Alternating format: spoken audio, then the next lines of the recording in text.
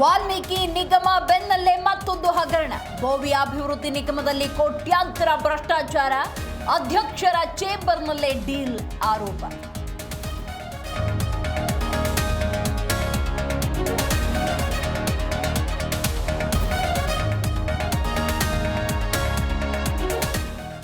ಜಮೀರ್ ಅಕ್ರಮ ಆಸ್ತಿ ಗಳಿಕೆ ಪ್ರಕರಣ, ಕೋಟಿ ಹಣಕಾಸು ವ್ಯವಹಾರ ಪತ್ತೆ. ಲೋಕಾಯುಕ್ತ ಪೊಲೀಸರಿಂದ ನಟಿ ರಾಧಿಕಾ ಕುಮಾರಸ್ವಾಮಿ ವಿಚಾರಣೆ.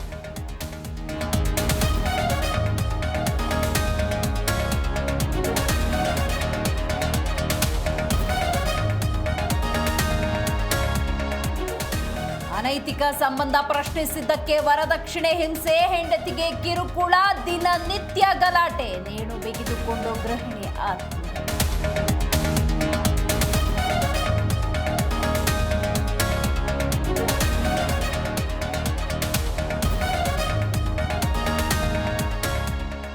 ಗಣಪತಿ ವಿಸರ್ಜನೆಯ ವೇಳೆ ವಕ್ಕರಿಸಿದ ಜವರಾಯ, ಹೃದಯಾಘಾತಕ್ಕೆ 30 ವರ್ಷದ ಯುವಕ ಬಲಿ. ಹಾಸನದಲ್ಲಿ ಮುಂದುವರೆದ ಹಾರ್ಟ್ ಅಟ್ಯಾಕ್ ಕೇಸ್.